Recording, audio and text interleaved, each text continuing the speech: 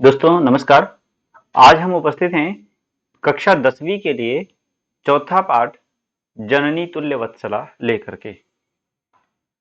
जननी तुल्य वत्सला इसका अर्थ है जननी समान रूप से सभी को प्यार करती है। माँ अपने सभी संतानों को समान रूप से प्रेम करती है।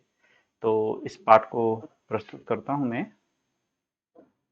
ये है बहुत ही अच्छे प्रसंग के माध्यम से एक पौराणिक कथा को देकर के यहाँ पर जननी के महत्व, जननी के प्रेम को दर्शाते हुए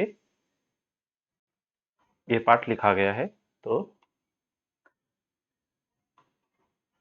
तुल्य कहते हैं समान, ठीक है, जो तुलना करने योग्य हो। और तुलना किसके बीच में होती है? जो समकक्ष होते हैं, एक जैसे होते हैं, उनके बारे में ही तुलना की जाती है। तो इसलिए तुल्य वत्सला समान रूप से वत्सल मतलब होता है प्यार करने वाली, तो समान रूप से प्यार करने वाली होती है। जननी सभी को, माता सभी को, जनन कहते हैं उत्पन्न करने, उत्पन्न करना, उत्पन्न होना। और जननी उत्पन्न करने वाली, और जनक उत्पन्न करने वाला, ऐसा सब ऐसा कहा जाता है, ऐसा इसका अर्थ होता है। प्रस्तुतः पाठः महर्षि वेद व्यास विरचितस्य ऐतिहासिक ग्रंथस्य महाभारतस्य वन पर्व इत्यतः गृहीतः। प्रस्तुत पाठ महर्षि वेद व्यास द्वारा रचित ऐतिहासिक ग्रंथ, ऐतिहासिक ग्रंथ अर्थात जिसमें इतिहास की चर्चा की गई है, उसपे उस ग्रंथ का महाभारत, ऐतिहासिक ग्रंथ महाभारत के वन पर्व, वो महाभारत बच्चों पर्वों में भी बटा है, अध्यायों में भी बटा है और पर्वों में भी बटा है। तो वन पर्व वाले अध्याय से, वन पर्व से 18 पर्वों में बटा है, उसमें वन पर्व एक पर्व है। तो इत्यतः वहां से गृहीतः लिया गया है, गृहीत अर्थात स्वीकार किया गया है, लिया गया है। इयम कथा सर्वेषु प्राणिषु, यह कथा, इयम स्त्रीलिंग का शब्द है, तो बच्चों ध्यान रखिएगा, आगे काम आएगा। इयम कथा सर्वेषु प्राणिषु, यह कथा सभी प्राणियों में क्या है? समदृष्टि भावना प्रबोधयति, भावनाम प्रबोधयति, समदृष्टि भावना को प्रबोधित करती है।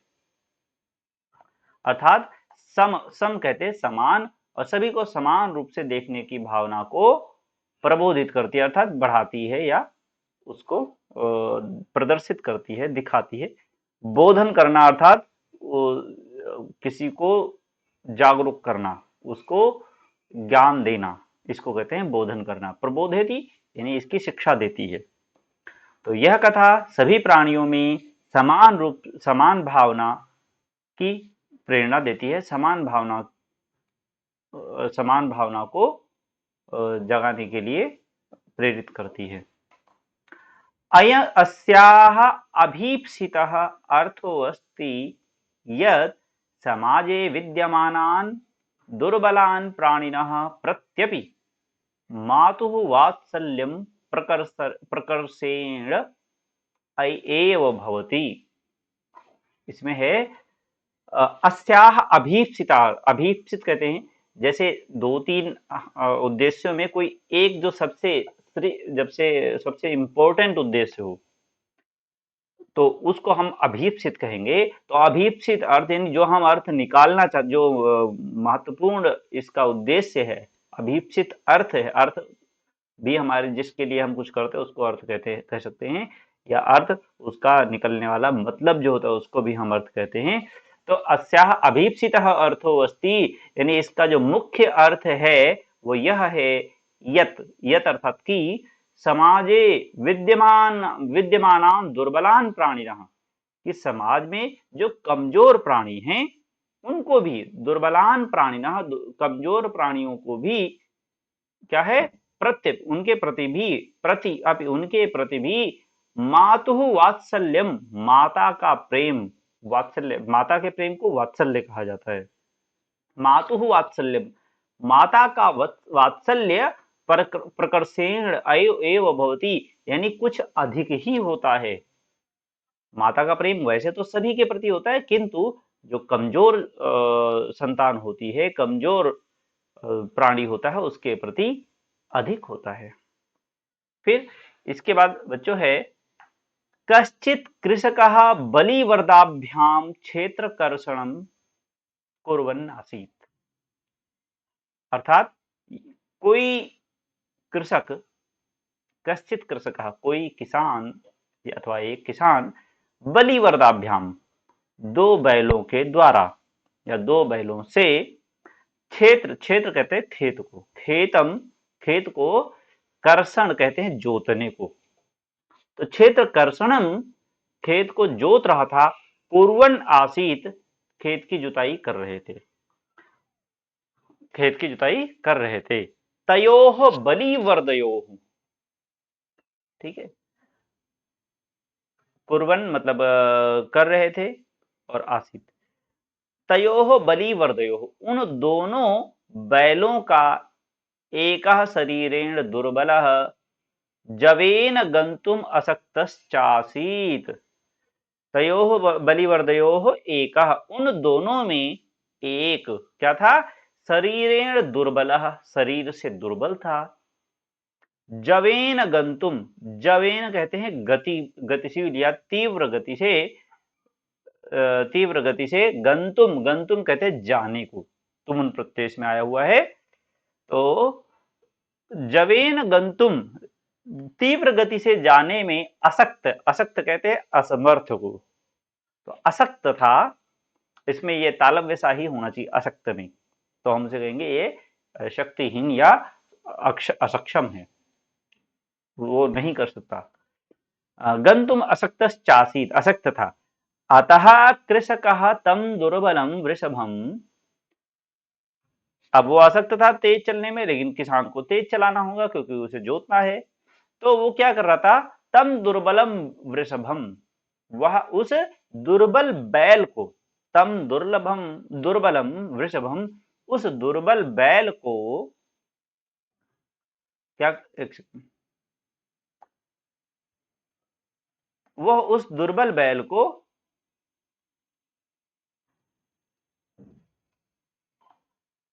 तोदनेन नुदन अवर्तत, उसको बलपूर्वक, उसको धकेलते हुए, जब हम लोग भी देखते हैं ऐसा, जब कोई जानवर नहीं करने में तो हम उसको धक्का देते हुए, डांटते हुए, डंडे मारते हुए उसको जबरदस्ती उससे काम करवाते हैं, तो तोदने नुदन अवर्तत, वह उनको उस काम में फिर से जोत देता है, और धकेलते हुए, जबरदस्ती करते हुए उसको उस काम में लगा देता है। सह ऋषभः, किंतु वह बैल, वृषभ और ऋषभ दोनों बैल को कहा जाता है, वह बैल क्या होता है, हलम ऊर्ध्वा गंतुम असक्तः क्षेत्रे पपात, लेकिन वह बैल इसको उठा करके चलने में असक्त था, हल को, हलम ऊर्ध्वा, हल को उठा करके, ऊर्ध्वा अर्थात उठा करके, हल को उठा करके चलने में, गंतुम चलने, जलने में, क्षेत्र असक्त था, यानी नहीं चल सकता था, क्षेत्रे अपात, क्षेत्रे पपात, वह खेत में ही गिर गया, यानी वो नहीं जोत सका, खेत गिर गया। क्रुद्धा कृषि वलह, अब इस बात पर किसान जो है वो क्रोधित हो गया, क्रुद्ध, क्रोधित हो गया, कृषि वलह कृषक, तम उत्थापयितुम, वह उसको उठाने के लिए बहुवारम यत्नम अकरोत, उसने उसको उठाने के लिए कई बार कोशिश की, उसने उठाने के लिए दंडित भी किया होगा उसे, तम उत्थापित, तम अर्थात उसको, उत्थापयितुम उठाने के लिए,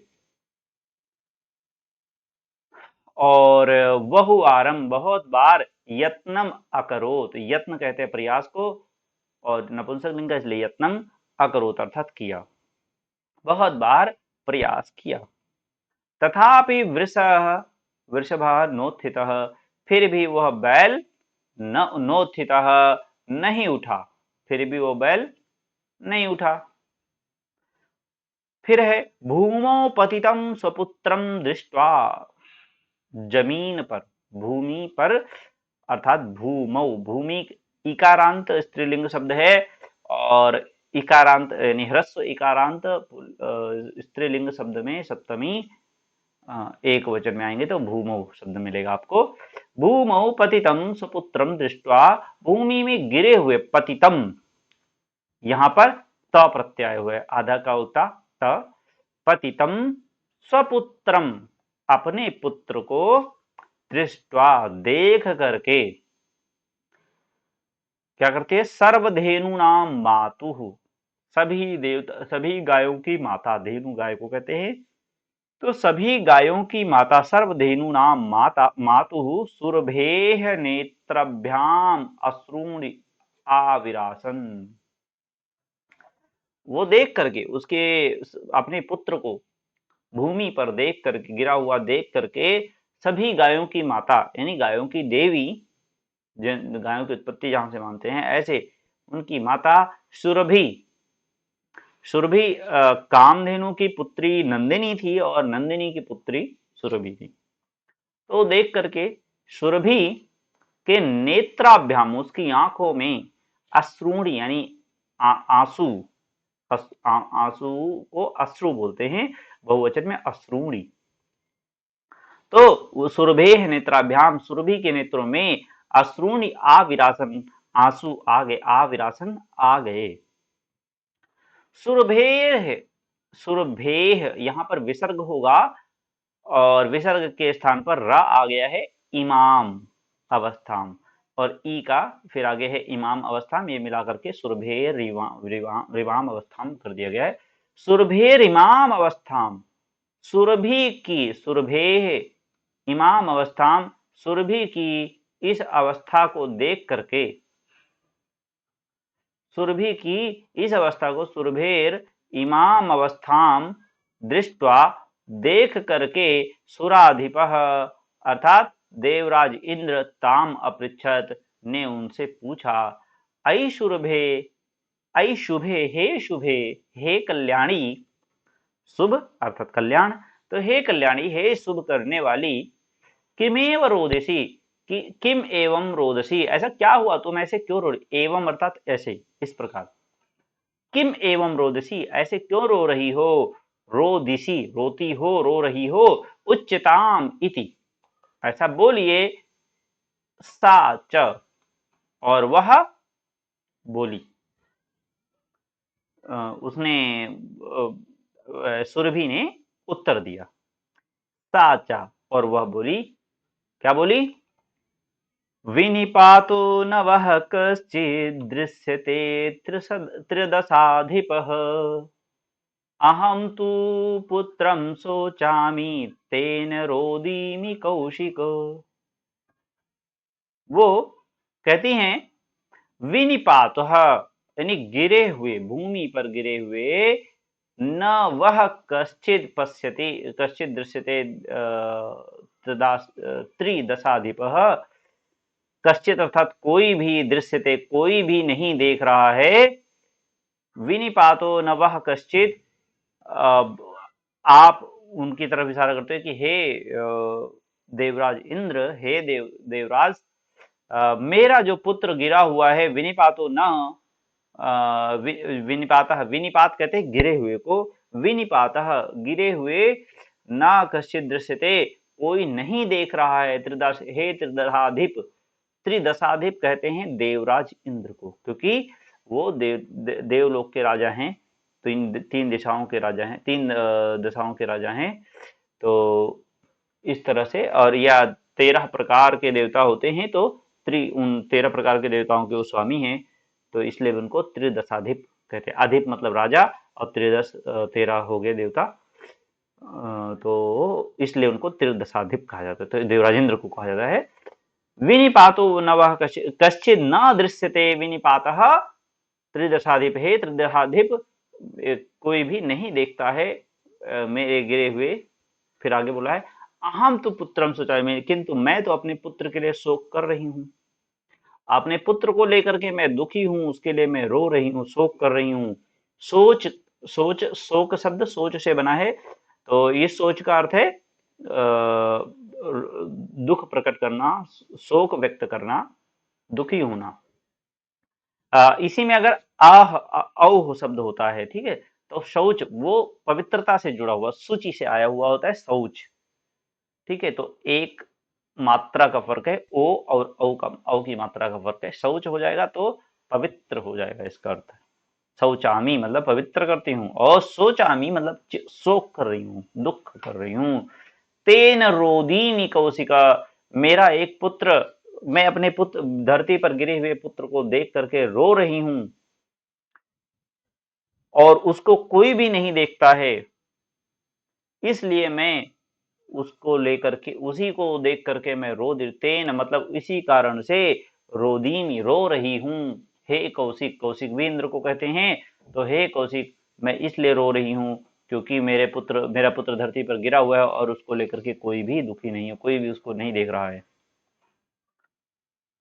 भो वाशौ पुत्रस्य दैन्यं दृष्ट्वा अहं रोदिमि,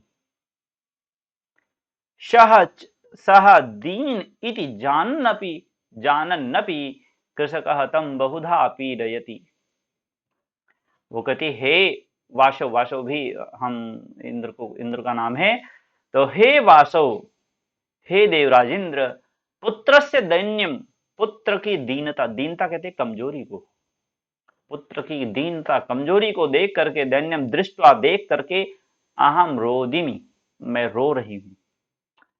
सह दीन इति जानन अपि, वह कमजोर है, इति जानन अपि यह जानते हुए भी, बच्चों यहाँ पे सत्रि प्रत्यय आया हुआ है, इति जानन अपि ऐसा जानते हुए भी क्या हो रहा है, कृषकः तम बहुधा पीड़यति, किसान उसको बहुत प्रकार से, तम अर्थात उसको, बहुधा अर्थात बहुत प्रकार से पीड़यति यानी कष्ट पहुंचा रहा है, पीड़ा दे रहा है।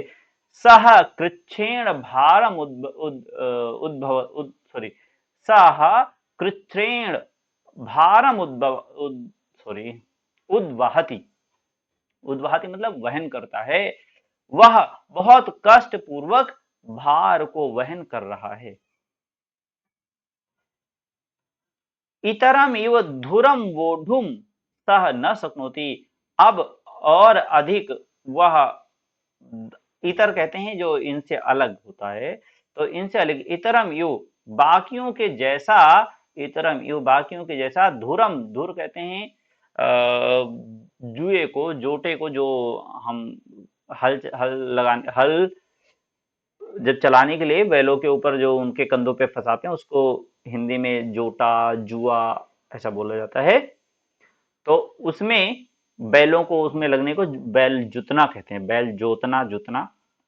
तो बैल उसको धुर कहते हैं संस्कृत में, तो उसको उठाने में, उस धुर को वोढुम वहन करने में, उस धुर को ढोने में, बाकी बैलों की तरह, बाकियों की तरह, इतरम यु बाकी अन्य की तरह, धुरम वोढुम धुर वहन करने में, सह न शक्नोति वो नहीं कर सकता है। एतद भवान पश्यति ना, ये तो आप देख रहे हैं ना कि ऐसा हो रहा है, वो बाकियों की तरह इस तरह से बोझा या जुआ उठा करके नहीं चल सकता है, ये तो आप देख रहे हैं ना। इति प्रत्यवोचत, यह उनके जवाब में, इंद्र के जवाब में गौ माता सुरभि ने उत्तर दिया, प्रति उवाचत यानी उत्तर में बोला। फिर क्या हुआ, फिर इंद्र कहते हैं भद्रे, फिर भद्र भी मतलब होता है शुभ, कल्याण, तो हे भद्रे, हे कल्याणी, हे भद्रे, भद्रे नूनम, नूनम कहते हैं निश्चित रूप से, नहीं जरूर, निश्चित रूप से, सहस्राधिकेशु पुत्रेशु, सहस्त्रों से भी अधिक पुत्र हैं, हजारों पुत्र होते हुए भी, हजारों पुत्रों में भी, हजारों पुत्र होते हुए भी, सत्स्वपि, सत कहते हैं होना, तो हजारों पुत्र होते हुए भी, सत्सु अपि हजारों पुत्र होते हुए भी, तब अस्मिन्नेव एतादृशं वात्सल्यं कथम, तुम्हारा, तव मतलब तुम्हारा, अस्मिन्नेव इस एक पुत्र में ही, एतादृशम वात्सल्यम कथम इतना अधिक, इतना एतादृशम इतना, इसके जैसा यानी इतना अधिक, वात्सल्यम कथम इतना प्रेम क्यों? इति इंद्रेण पृष्टा सुरभि प्रत्यवोचत, ऐसा इंद्र के द्वारा पूछे जाने पर, इति इंद्रेण पृष्टा, इंद्र के द्वारा पूछे जाने पर, सुरभि प्रत्यवोचत, सुरभि ने उत्तर दिया, प्रत्योचत उत्तर दिया। यदि पुत्र सहस्रम में वात्सल्यं सर्वत्र सममेव मे, दीने च तनये देव, दीने च तनये देव, प्रकृत्या दय्याधिका कृपा। वो कहते हैं, दोबारा पढ़ते हैं इसको। यदि पुत्र सहस्रम में, यह सत्य है कि मेरे हजारों पुत्र हैं, यद्यपि मेरे हजारों पुत्र हैं, वात्सल्यम सर्वत्र सममेव में, और सभी में मेरा समान रूप से, सर्वत्र अर्थात सभी के प्रति, सब में, सबसे, समम एव, समम अर्थात बराबर, एव बराबर है, में मतलब मेरा, मेरे हजारों पुत्र हैं और सबसे मेरा प्रेम समान है, सबसे मेरा वात्सल्य समान है। दीने च तनये देव, किंतु हे देव, हे प्रभु, फिर भी दीने तनये, कमजोर पुत्र में, प्रकृति यानी स्वभाव के कारण ही, यानी नैसर्गिक रूप से जो ईश्वर प्रदत्त चीजें होती है उसको प्रकृति या स्वभाव कहा जाता है। तो प्रकृति के द्वारा ही, स्वाभाविक रूप से, दय्याधिका कृपा, इसमें अधिक कृपा, अधिक प्रेम इसके प्रति होता है, लेकिन दीने तनये, कमजोर पुत्र के प्रति अधिक प्रेम होता ही है, और यह स्वाभाविक है। यदि पुत्र सहस्रम में वात्सल्यम सर्वत्र सममेव मे, दीने च तनये देव, प्रकृत्या दय्याधिका कृपा, प्रकृत्या दय्याधिका कृपा। यह प्रकृत्या, ठीक है, याधिका कृपा, प्रकृति से ही यानी स्वाभाविक रूप से ही अधिक कृपा होती है। किस पर? दीने च तनये, दीन पुत्र पर। फिर अगला है, बीसी को श्लोक बोलने के बाद गौ माता सुरभि कुछ एक्सप्लेन करती हैं। तो कहती हैं, बहून्यपत्यानि मे सन्तीति सत्यम। अपत्य कहते हैं संतान को, पुत्र को, पुत्र पत्नी कोई भी हो, संतान को अपत्य कहा जाता है। बहून्यपत्यानि, अपत्यानि, और ये नपुंसकलिंग का शब्द होता है। तो बहुत से, अपत्य नपुंसकलिंग का शब्द है, बहुत से अपत्य, बहुत सारे संतानें हैं मेरी, बहुत से पुत्रियां हैं मेरे पास में, मतलब मुझको। संति इति, हैं यह, सत्यम यह सत्य है, तथा अपि अहम, फिर भी मैं, बहुत सारे पुत्र हैं मेरे, फिर भी, तथा अपि अहम, एतस्मिन् पुत्रे विशिष्य, इस पुत्र में विशेष रूप से आत्मवेदनाम अनुभवामि, इस पुत्र में, तथापि फिर भी मैं इस पुत्र में विशेष रूप से वेदना, वेदना अर्थात दर्द, दुख, इस पुत्र में मैं विशेष रूप से फिर भी दुख अनुभव कर रही हूं। यतो ही, क्योंकि, यतो ही कहते हैं क्योंकि, क्योंकि अहम अन्येभ्यो दुर्बलः, सॉरी, अयम अन्येभ्यो दुर्लभः, सॉरी, अयम अन्येभ्यो दुर्बलः, यह अन्यों से, अन्येभ्यः, अयम अर्थात यह, और ये स्त्रीलिंग के लिए बच्चों यहाँ पे एक शब्द आया था, मैंने कहा था ध्यान रखिएगा आप, ये स्त्रीलिंग का शब्द है इयम। तो इयम स्त्रीलिंग का शब्द है, और इसी का समकक्ष पुल्लिंग जो होगा वो होगा अयम। अयम अन्येभ्यो दुर्बलः, यह अन्यों से दुर्बल है। सर्वेषु अपत्येषु जननी तुल्यवत्सला, सभी पुत्रों में, सर्वेषु, सर्वेषु से मिल, यह है सर्वेषु अपत्येषु, तो उ और आ मिलकर के यहां पर ये बन गया है वाह। तो सर्वेषु अपत्येषु, सभी पुत्रों में,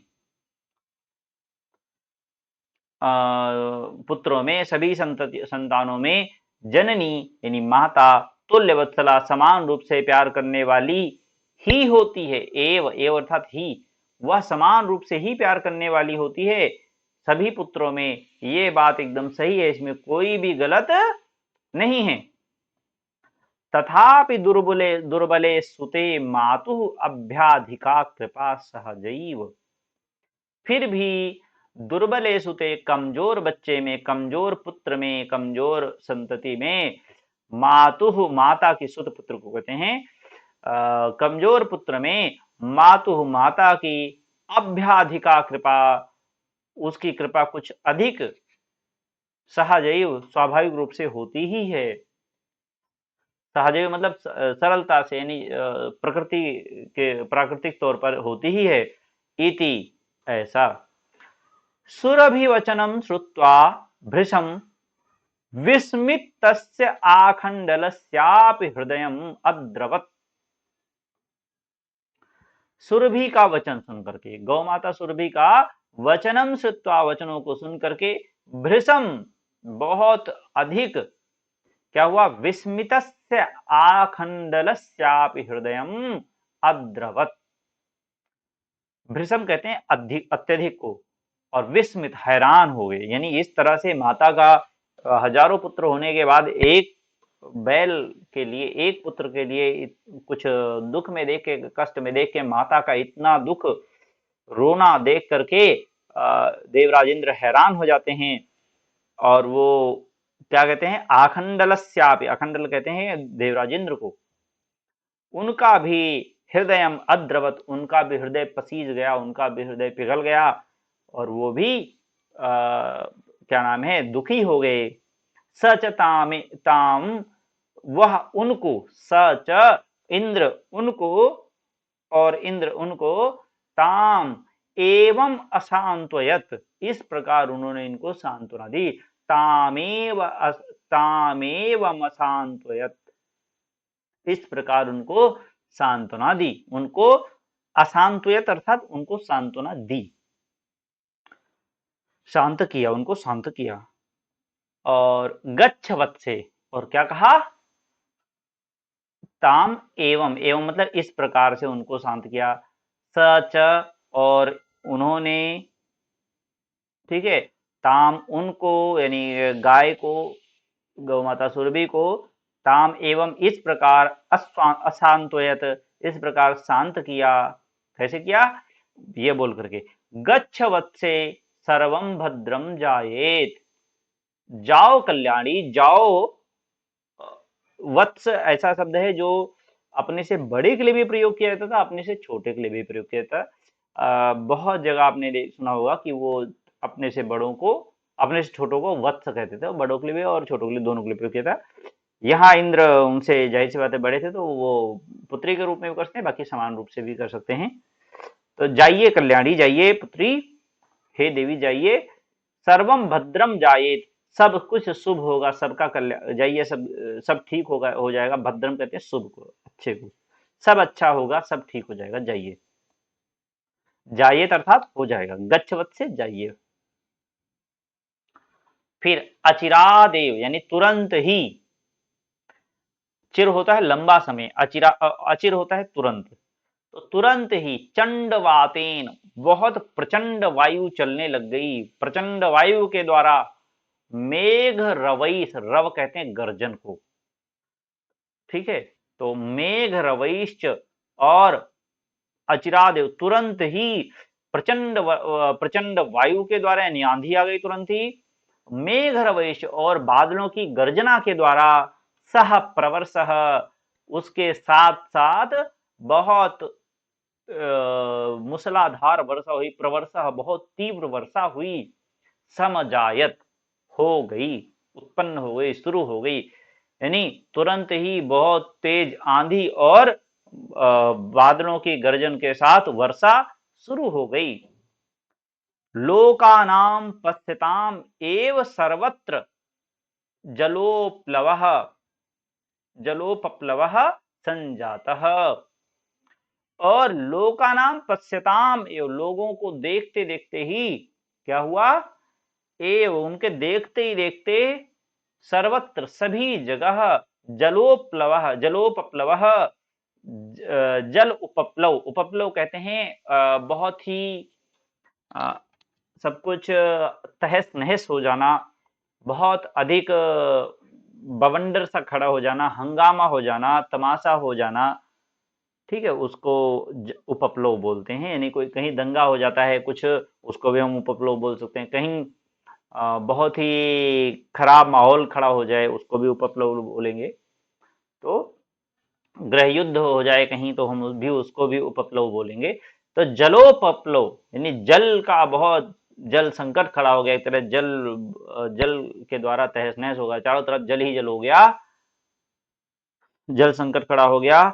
कृषका हर्षातिरेकेण, और कृषक क्या हुआ, हर्ष अतिरेक, अतिरेक कहते हैं बहुत अधिक, ठीक है। तो कृषक बहुत अधिक हर्ष के साथ, हर्ष कहते हैं खुशी को, बहुत अधिक खुशी के साथ कर्षण विमुखा, यानी अब खेत, अब जोतना नहीं है खेत, जो उसमें बारिश हो गई है तो अब उसको जोतना नहीं है। कर्षण विमुखा सन हो करके वह खेत जोतने के प्रति विमुख होकर के वृषभो नीत्वा गृहम अगात, वह बैलों को लेकर के कि अब चलो खेत नहीं जोतते हैं, बारिश हो गई, बारिश में खेत क्योंकि मिट्टी गीली हो जाती है तो हल चलता नहीं है, तो इसलिए उसने सोचा कि अब बारिश हो गई है, और वो खुश भी हो गया कि ये बारिश हो गई है तो अब फसल, अब इसमें मुझे जल नहीं डालना पड़ेगा, और वो कर्षण खेत जोतने से विमुख होकर के बैलों को लेकर के गृहम अगात घर चला गया। अपत्य, फिर इसी बात को दोबारा, जो इस पाठ का मेन उद्देश्य है, जो मेन ध्येय है इस पाठ का, वही दोबारा बताते हुए यहाँ पर एक श्लोक और दिया गया है। अपत्येषु च सर्वेषु जननी तुल्यवत्सला, इस सभी पुत्रों में, अपत्येषु संतानों में, सर्वेषु सभी संतानों में, जननी माता तुल्यवत्सला समान रूप से प्रेम करने वाली होती है। पुत्रे दीने तु सा माता, लेकिन दीन पुत्र में वही माता आर्द्र हृदय वाली अधिक हो जाती है, उन्हें उसके प्रति उसकी कृपा थोड़ी अधिक हो जाती है। कृपा आर्द्र हृदय भवेत, लेकिन वही माता अपनी कृपा आर्द्र हृदय से, यानी उसके प्रति अधिक विनम्र होकर के, अधिक ज्यादा प्रेम पूर्वक उस पर कृपा करती है। भवेत, ऐसा हो जाता है। तो मित्रों, इस पाठ का अर्थ आप समझ चुके होंगे, और फिर वीडियो लंबा हो जाए ना, हो जाएगा, हम इसका प्रश्न उत्तर आगे करेंगे। धन्यवाद, नमस्कार।